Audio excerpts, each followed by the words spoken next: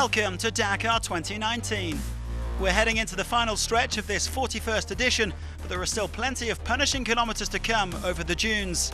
The rally can't be won today, but it can be lost, so favourites beware.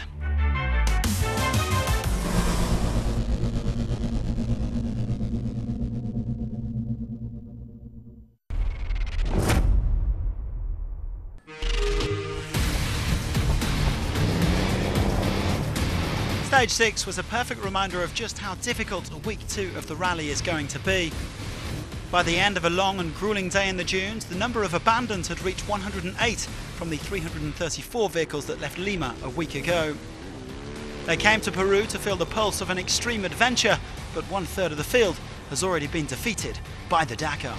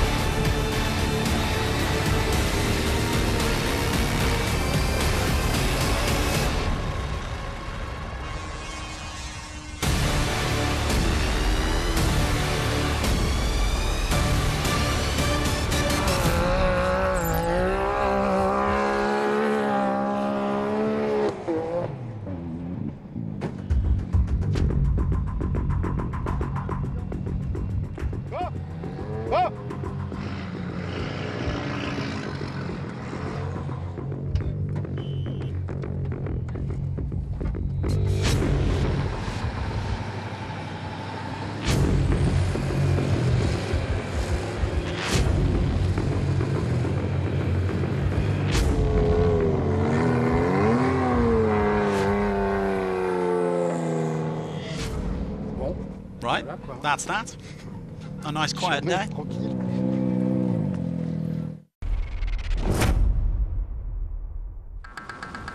Previously in the bikes, Sunderland got caught out by a damaged rear brake. I lost a lot of time and it's really disappointing for my race. We still got 4 days to go, so I'll give it hell. Van Beveren is just under 10 minutes back. Nobody's giving an inch, it's tough. You can't let up, you have to avoid mistakes. Benavides closed the gap on Brabeck and Price. We've changed our strategy a bit. We have to attack and get ready to battle every day. And Quintanar won stage 6 to recover the overall lead. First overall, finally the strategy from before the rest day paid off, and I'm happy.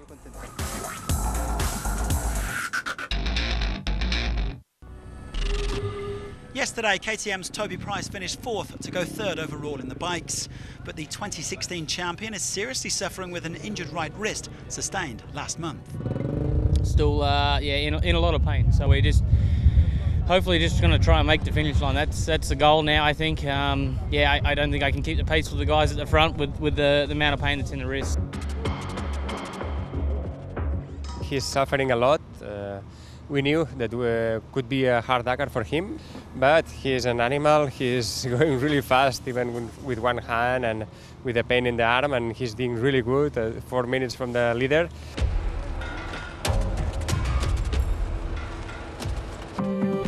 The stages are set to get progressively more difficult over the next 3 days. Today, the riders tackle another long, sandy special of 323 kilometres around San Juan de Marcona. Plenty of tricky navigation to come in the dunes.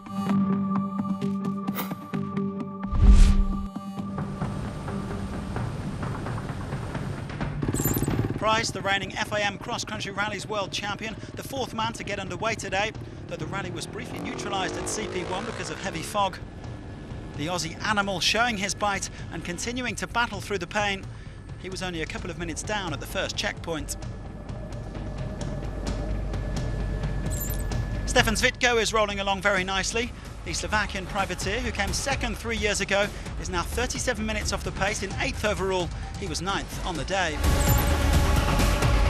Leia Sanz continues to dominate the women's category. She's on course for her 9th consecutive bikes title in the class, not to mention her 9th consecutive finish. The Spaniard is currently 2.5 hours off the pace overall. Meanwhile, Maciej Giemza, the junior world champion, is looking to improve on 24th place in his debut last year. The Pole is currently 22nd for the Orlan team. Onto the fiendishly difficult Duna Argentina, perhaps the toughest dunes of Dakar 2019. Pablo Quintanilla and Kevin Benavides soon found that out. The two South Americans opening the piste after their 1-2 yesterday, and both losing around 20 minutes. Quintanilla, who got separated from the leading group late on, no longer has the overall lead. The Husqvarna man slips to 5th, while Honda's Benavides is 6th. Impressively, Price, despite his various woes, is now up to 2nd in the overall standings. Another very consistent outing from Adrian van Beveren in spite of a minor spill. The Frenchman says that winning specials isn't necessarily the best way to win the Dakar. He hasn't placed higher than 4th all rally, yet he's under 8 minutes off the pace overall in 3rd. Another excellent ride from Ricky Brabec to snatch the lead back from Quintanilla. The American avoiding any mishaps as he finished 3rd on the day, 6.5 minutes behind the stage winner. I think I was riding too fast, riding faster than I should have, but I think me and Quintanilla are going to fight back and forth until the last kilometer. A sensational effort today from Brabec's Honda teammate Nacho Cornejo. 2nd on stage 5, the Chilean was 2nd again today. He's now just over 20 minutes off the top 10. But there was no stopping Sam Sunderland, a man on a mission after his problems yesterday. The Englishman making up some of the 20 minutes that he lost after opening stage 6 and suffering rear brake damage. He's now back up to 4th place overall. I started out today with the intention to push a lot. And yeah, I was going really well, but there was one WPC there in the dunes. I lost maybe 3-4 minutes there. Couldn't find it, wouldn't validate the waypoint, and a bit frustrating, but got back on track, and yeah, I feel more or less good. Sunderland taking his 2nd win of the rally and his 7th at the Dakar overall. Luciano Benavides grabbing 5th place by just 10 seconds from Andy Short. Brabec is back on top overall, and the 5 leading riders are all within 10 minutes. KTM have yet to lead this year, but Price and Sunderland are now 2nd and 4th. Another day and another victory for Nicolas Cavigliasso in the quads. The Argentine came in 4 minutes and 10 seconds clear of Alexandre Giroux to claim his 6th win in 7 stages. He now leads Jeremias Gonzalez by 1 hour and 15 minutes overall.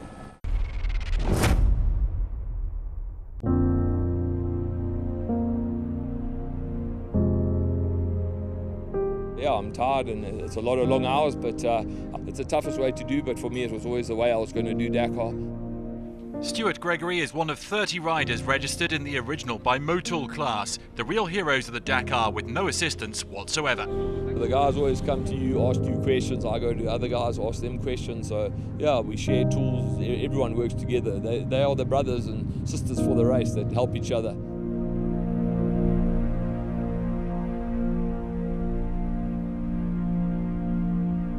We sleep on the floor when you fix your bikes, because in my opinion that's the spirit of the Dakar, and that's how it should be raced.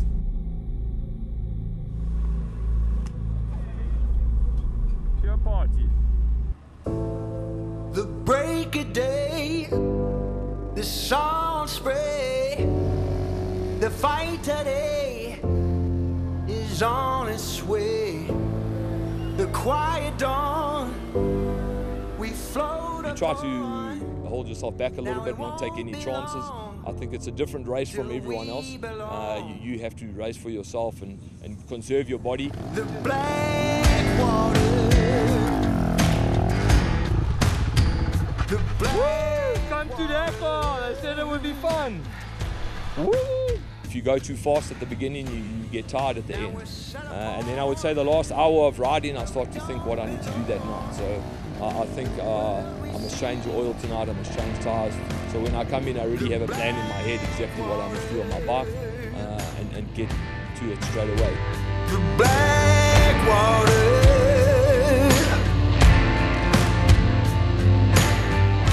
Yeah, I think I'm nuts. I think we're all a little bit nuts here in the original class.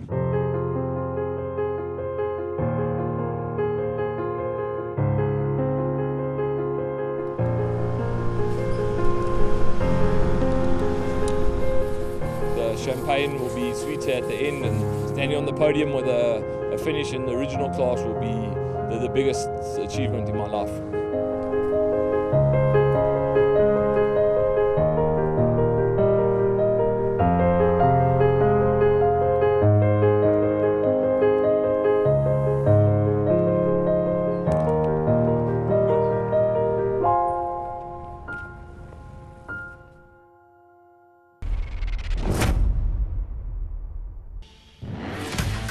Last year, Loeb's race ended in the Tanaka Dunes. This time, he tasted glory, a third stage win of Dakar 2019. And that despite one or two issues opening the road and taking a major wrong turn. When we climbed up in the wrong direction, we saw Nasser following our path and we said, cool, he's done the same. We came out of it pretty well. Loeb now second to Al Attiyah, who has a big advantage. We have really a good lead, 38 minutes from second overhaul. The mistakes are mounting up for Peter Hansel. Every time I make an error, we lose 15 minutes. We must have lost 45 minutes like that so far. It's making things really difficult. Yesterday was a shocker for Jakub Brzezinski. Fourth at the halfway point of the Dakar, the pole was full of hope. But on stage 6, the gearbox of the 303 let the 33-year-old down. He lost almost an hour and a half and dropped 2 places in the overall standings to 6th. A podium finish now looks highly unlikely for last year's 5th-placed finisher.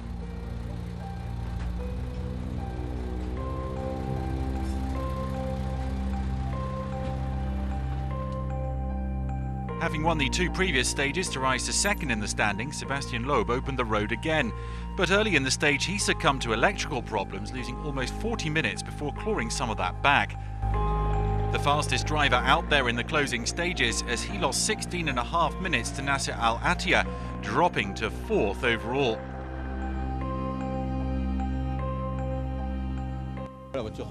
We stopped after only 3 kilometers of the special, then got going again. We did 5 kilometers, then stopped again. We got going again, then stopped again.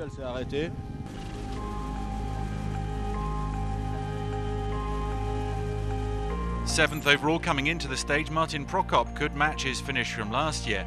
The Czech hit some difficulties in the sand. Peruvian Nicholas Fuchs ran into even bigger problems.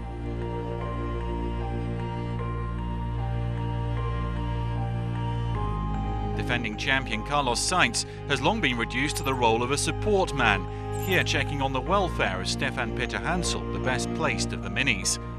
Sainz's pace was more than decent on this stage as he claimed 3rd.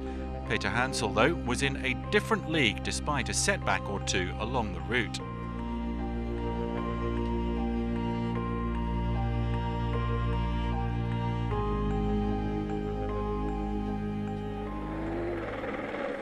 In firm command overall, Al Attiyah was another to discover this was an incredibly testing stage.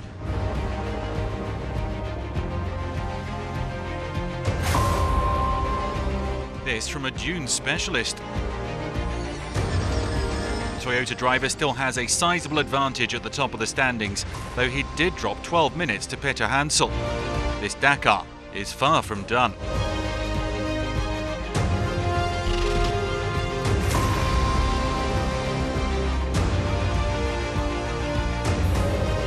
After a 3rd-placed finish on stage 6, 5-times bikes champion Cyril Desprez moved up to 5th overall. The Frenchman's best cars finish a 3rd 2 years ago. He still has an outside chance of repeating that podium finish after 5th on this stage. Nani Roma is without a stage win since 2015. The 2014 champion is getting closer on this year's Dakar, at 2nd place on the stage, just over 4.5 minutes adrift of Peter Hansel, and he's up to 3rd overall. Monsieur Dakar, Peter Hansel says he's made too many errors this year, yet he's still in contention for an 8th cars title. Here he managed his 2nd stage win following that obtained on stage 3. The gap between him and Al Attiyah down to under half an hour, the car just about holding together. We jumped a dune right at the start, not in the big section of dunes, but there was a small dune right at the start, and we damaged the bonnet. There was a huge impact to the neck, and I saw stars from right to left. Ça a scintillé un peu à droite à gauche. So Loeb, the big loser on the day. Peter Hansel making up good ground on Al Attiyah there. So under half an hour between the top two, the top four covered by under an hour.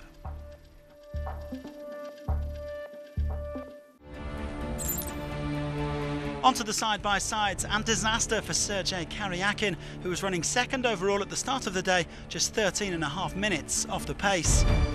The Russian dramatically flipping his BRP at the 71-kilometre mark. Karyakin and his co-driver Anton Vlasiuk doing their best to get back on track, and after several hours they did manage to set off again. But the 2017 winner in the quads seeing his hopes of a second Dakar title fade in the desert dust. A much better day for Chaleco Lopez, who claimed his second consecutive stage win, his third of this Dakar overall. The Chilean almost an hour back this morning, boosting his overall hopes. Gerard Fares looked on course to retain his overall lead. The Spaniard had 32 minutes over his teammate Ronaldo Varela at the start of the day and was only a couple of minutes down heading into the final part of the stage.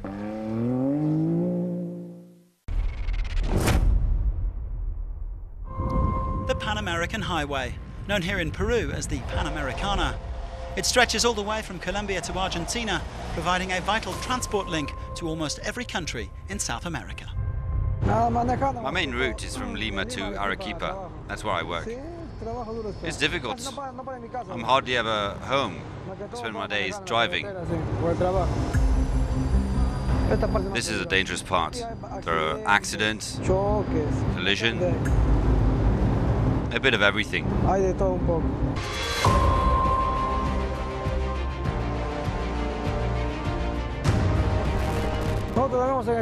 I sleep in my truck and eat in different restaurants.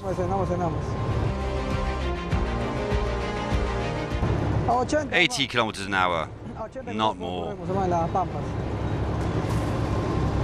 I basically drive all day long, from 5 in the morning to 8 or 9 in the evening. I go to different places and enjoy different types of food, from the sea to the mountain.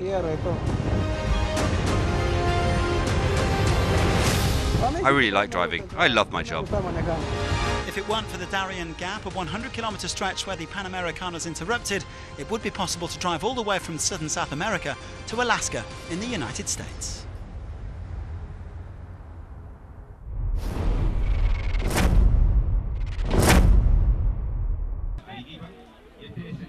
Waves for Water is one of the many charities present on this year's Dakar.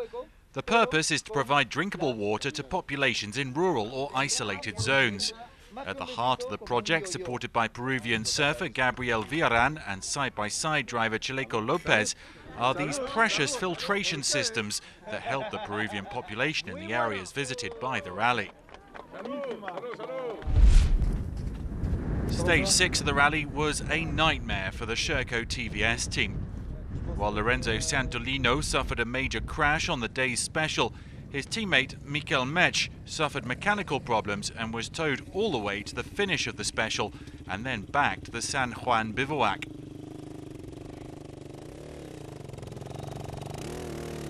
The best Sherco rider left in is his brother Adrien, who is currently 33rd.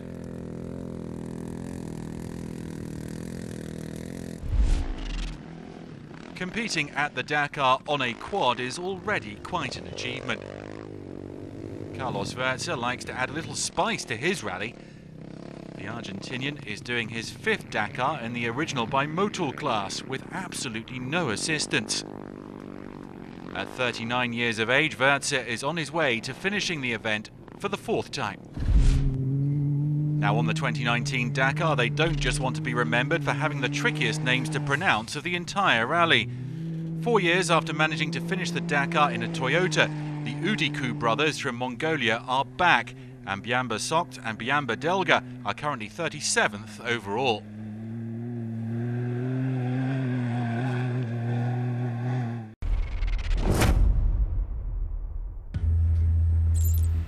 Sihaj Vyazovic thought he'd salvaged something from what's been a pretty miserable Dakar as he posted the fastest time on stage 6. The Maz driver's joy was short-lived though. The Belarusian slapped with a 1-hour penalty for missing a waypoint at kilometre 108, dropping him down to 5th place on the stage. Things not going well at all for last year's runner-up. And so Gerard de Rooij inherited the stage win, following up Ton van Hoenhoeken's stage 5 success. The Iveco's growing in confidence all the time, and de Rooij attacks stage 7 hard too, ruling the roost. They're giving Kamaz a headache, but probably just a little bit too late.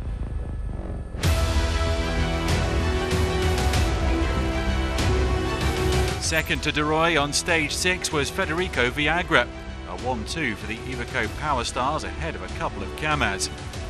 Viagra was up for stage 7 too, following de Rooij's pace. Starting the stage just over 10 minutes back from Kamaz teammate Eduard Nikolaev, Dmitry Sotnikov harboured genuine title hopes. This was not a good day for Sotnikov though, and he was in the process of losing a bunch of time. All that playing into the hands of double defending champion Nikolaev, the Russian fast becoming the hero of his own life and on target for his 4th title.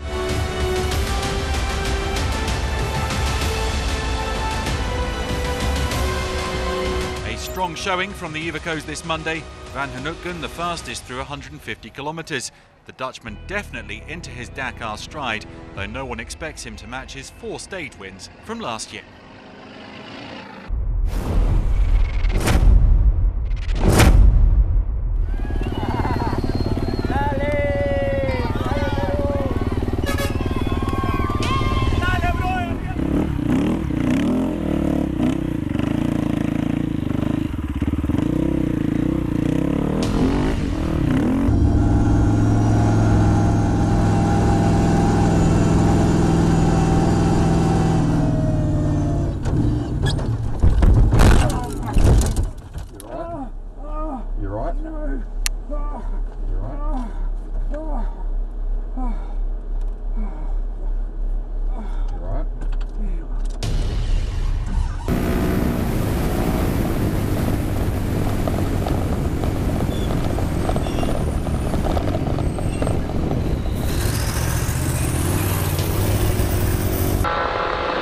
Trop de compression.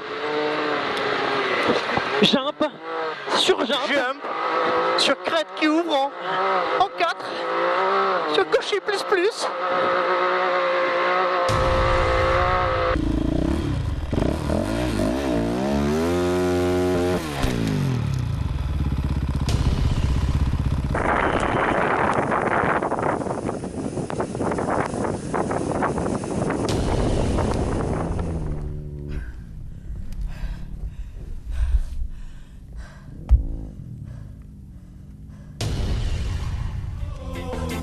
Mi vida, me han criticado por amarte con pasión y rebeldía. Ellos no entienden mi alegría desde el día en que te vi de seguido. Desde entonces, toda mi vida, porque este amor no lo entiende nadie, porque este amor no es para cobardes. Este amor no lo entiende nadie, porque este amor no es para cobardes.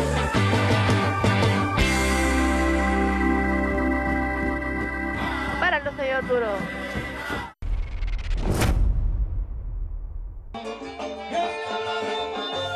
On stage 8, the best 10 bikes, 10 cars and 5 trucks will go off based on stage 7's scratch time. Now, there ain't no party like a San Juan de Marcona party. The Dakar is all about living intensely, responding to a series of sensations.